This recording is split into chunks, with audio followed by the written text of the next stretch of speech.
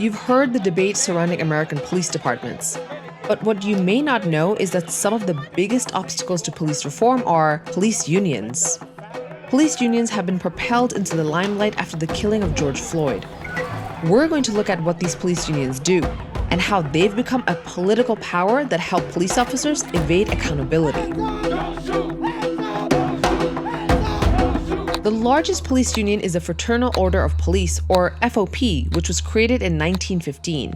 The FOP currently reports approximately 330,000 members in more than 2,000 local chapters or lodges. Now, what do police unions actually do? Like other unions, they negotiate members' contracts with their employers. This is called collective bargaining. But they do differ in some ways from other traditional unions. More on that in a bit. Police contracts include protections for officers after incidents in which citizens are killed or injured by officers. Many contracts include a so-called cooling-off period of at least 24 hours. And guess what? During this period, they're not required to speak to any investigators, including the FBI. Police officers get together to collude stories to make sure that their justification for the use of excessive force or deadly force is both consistent with the standard operating procedures of police officers and also consistent with state and federal law. Contracts also often limit how departments record complaints against officers. For example, some can erase records after as little as 6 months. So without a paper trail, it's harder to fire officers, and their record doesn't follow them to other jobs.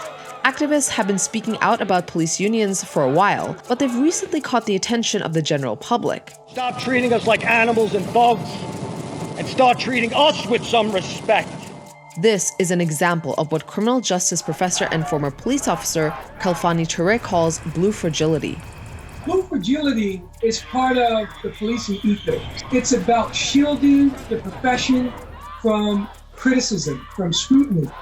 Police unions say they work to secure better pay and benefits for officers, and that they have a duty to defend their members. But police unions have also held back police forces as a tactic to build leverage against accountability policies. So, let's break this down. Police departments are supposed to be accountable through a chain of command to elected bodies, such as mayors and councils. But police unions are not restricted in the same way. Instead, they pressure politicians and the general public by warning what their absence could mean. They're asking us to pull back. They're asking us to walk away from you. They're asking us to abandon our communities. Blue fragility is a maneuvering to parry critics and to end conversation around desperately needed reform. It shuts down legitimate criticism. Unions have resisted policy, training, and discipline reforms. But Bill Fletcher Jr., a labor and racial justice activist, says unions aren't entirely to blame. They bargained with somebody. So who do they bargain with? Knock, knock. They bargained with government. They bargained with government officials. Government officials did not have to agree to that. So the question I think needs to be asked and answered is, why did government officials agree to that? So, with thousands of members spread across the United States, it's no surprise that police unions wield considerable political influence.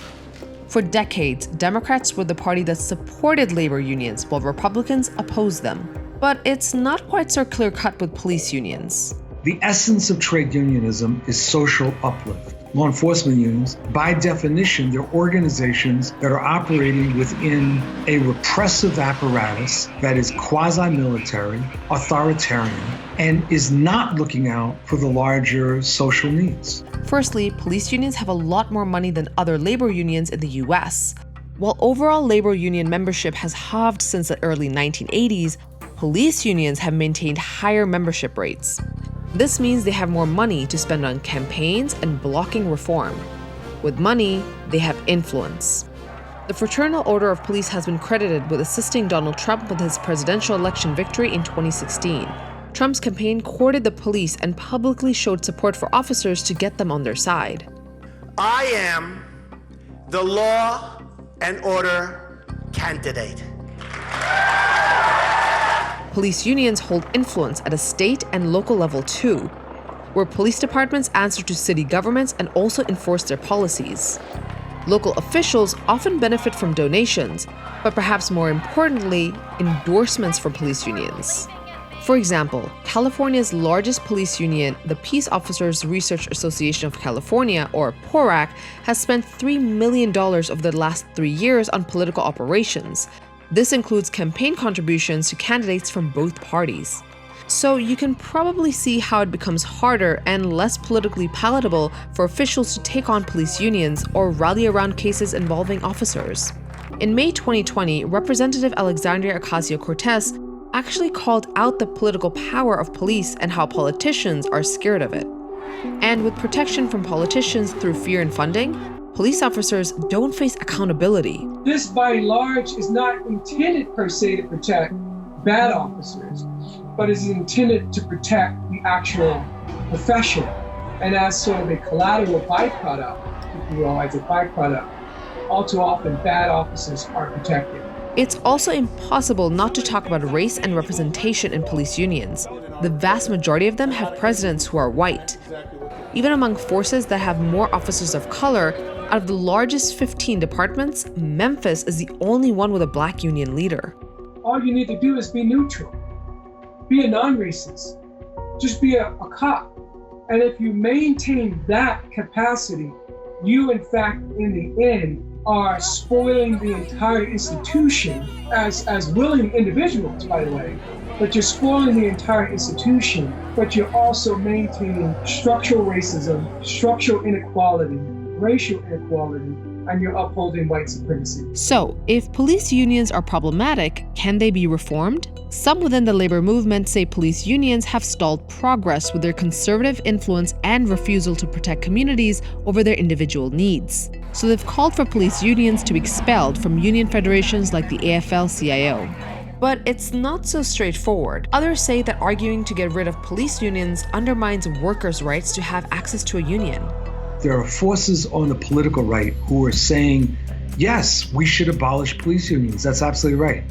And in fact, we should abolish all public sector unions because all public sector unions put a restriction in their mind on the ability of the public to gain accountability. And there have been efforts for years to try to destroy unions among the postal workers, etc. And so any action that was used to render police unions illegal would inevitably translate into a broader effort to try to crush public sector unions. And I don't think we should fall for it. The death of George Floyd sparked a national reckoning of how U.S. police forces operate, and police unions have become a central part of the discussion. Should they be leading the charge in suggesting reforms, or should they be abolished entirely? But with the power that unions hold, can change really come about? And we need to be saying to our political leaders that we need to rethink policing, we need to demilitarize policing, we need to restructure policing, and we will be the guardians, and we will protect society from barbarism.